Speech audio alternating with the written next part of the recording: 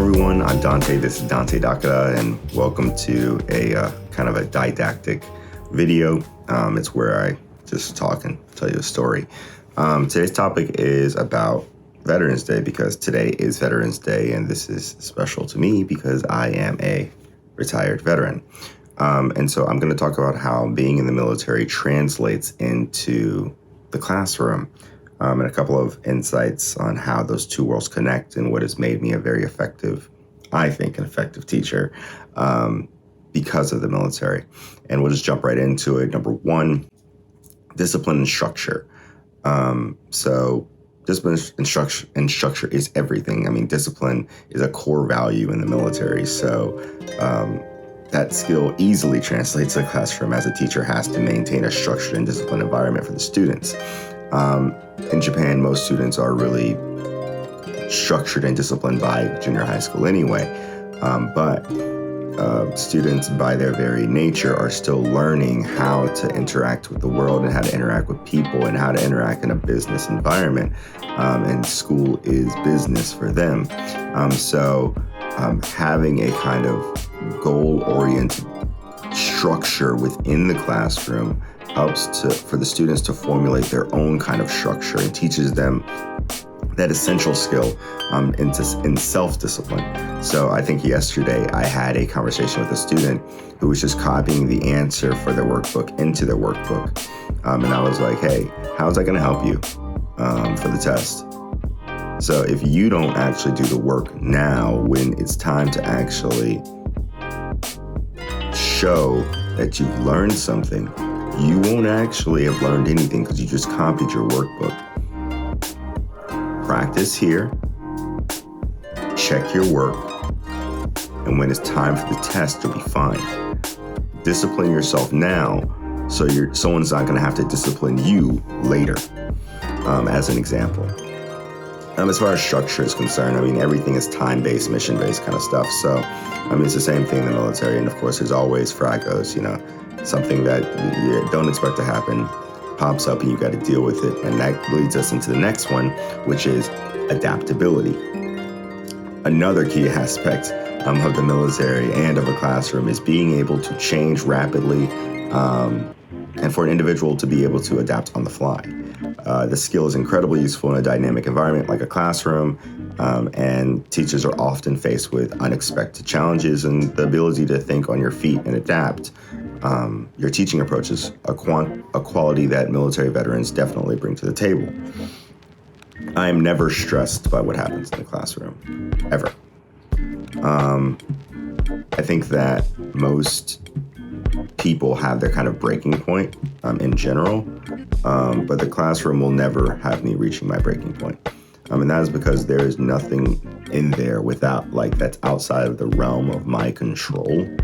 I mean, I've had students get sick and throw up in a classroom. That's nothing. I've had a student erupt into a violent rage in a classroom. Also, nothing. I've had classes pop up when I was seemingly unprepared. Nothing. I've had teachers just say, hey, Ty, I don't have a plan today. What do you got? That's nothing to me.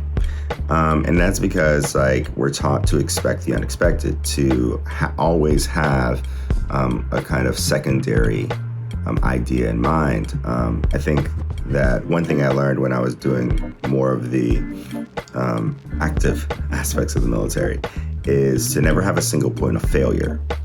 And what that means is if one thing breaks down, everything fails as a single point of failure. Never have a single point of failure. So if whatever idea I have or whatever lesson I have or whatever plan I had in place breaks down, is there a secondary plan to augment that or to supplement that? And the question always is yes. You will never ever catch me without some kind of adaptability. And that goes to the students too. I'm prepared to deal with every kind of student, any kind of student from every background. This year, I have a really diverse set of students. I have a couple of students that are returnees. I have a couple of students that have never lived in Japan. And they started living in Japan maybe 2 or 3 years ago, or actually have one that just moved to Japan this year. Completely new situation for them, and we have to adapt the classroom to them. We have to adapt tests to them, and I have just kept it moving. Maybe putting the test in their language, or taking some of the Japanese aspects out of the test, because a lot of the times for the English test, the instructions are given in Japanese, but then the answers have to be in English. So I think for that particular student, where you have to think about the fact that you can't just give instructions in Japanese on tests. Now, I'm not talking about verbal instructions. My verbal instructions are usually in English, so the students can have a 100% English immersed environment, with some carve outs for Japanese needed to make sure that they're doing things the right way. But on tests, most of the time, those instructions are given in Japanese, and the students are just going to do what they need to do in English. But for that particular student, you can't do that.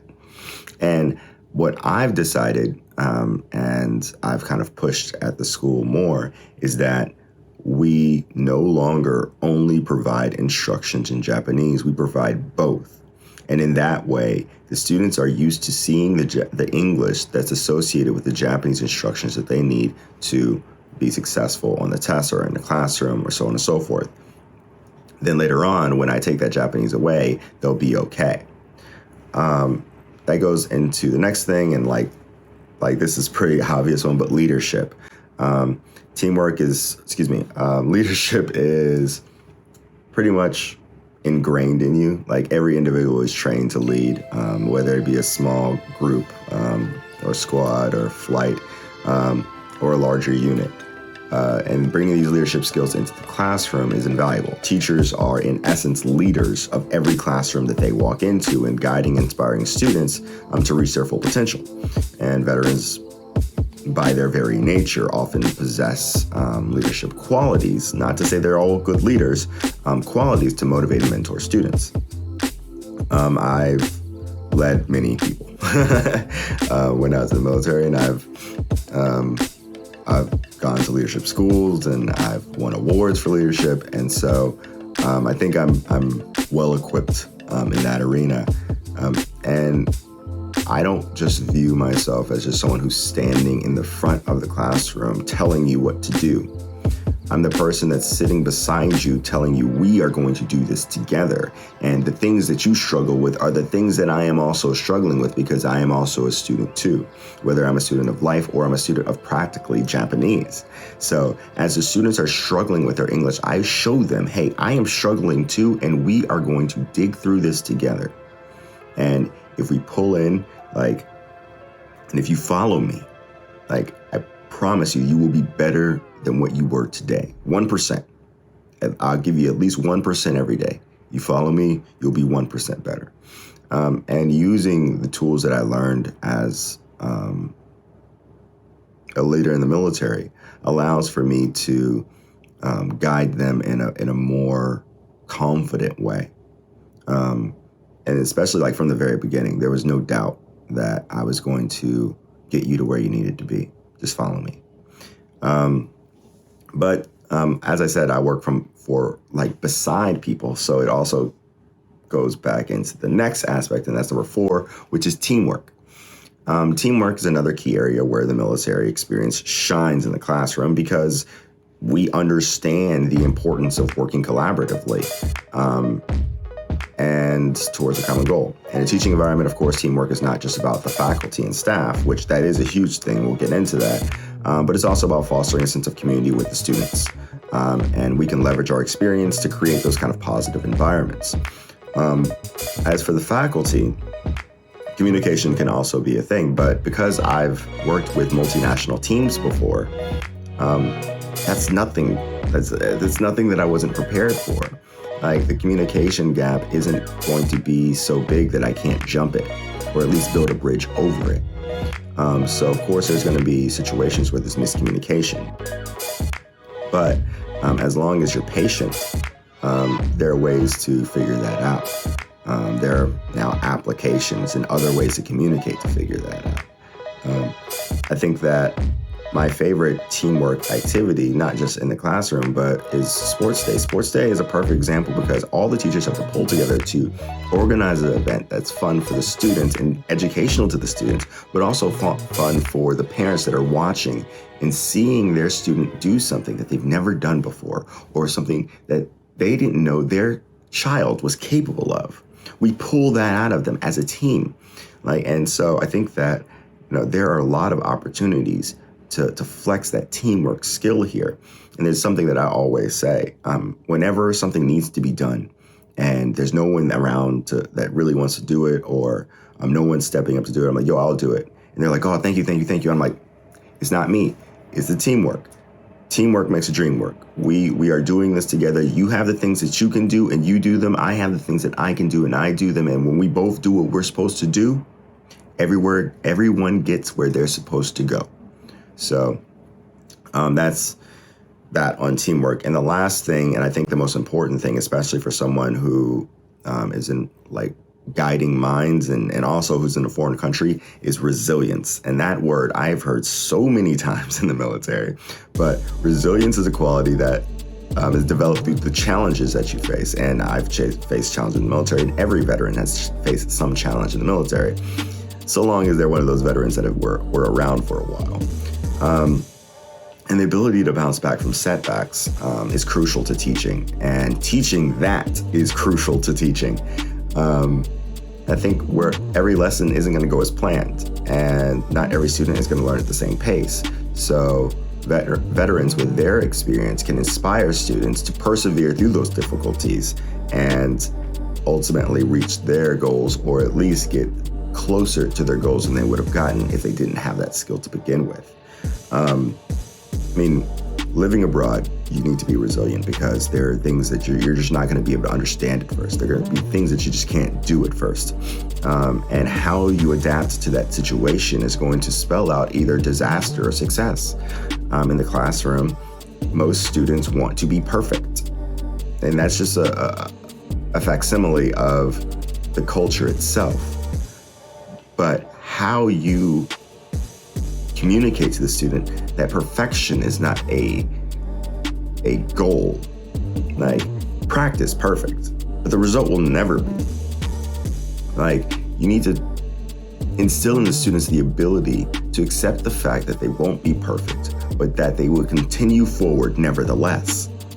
And there are many times I've fallen on my face in the military. There are many times I was injured in the military. There's many times that things didn't go as planned in the military, that someone smashed me in the military, that I didn't make a promotion in the military, that I just wasn't as good as I was supposed to be in the military. And then when I got here, every time a student didn't pass a test, or every time a student didn't do as good as they wanted to do, anytime that a kid just wasn't where they wanted to be, I was there with them, telling them, hey, we're still here. There's still a chance. Let's keep going. You go until you're dead. And my students laughed at first. I was like, because I always say, are you dead yet? No? Then you have another chance. And it sounds dramatic and it sounds crazy to a student, but crazy works to a student because they think, wow, no, he's right. I'm not dead. And I have a class tomorrow. Let's attack that then. And I know that my methods are a bit kooky.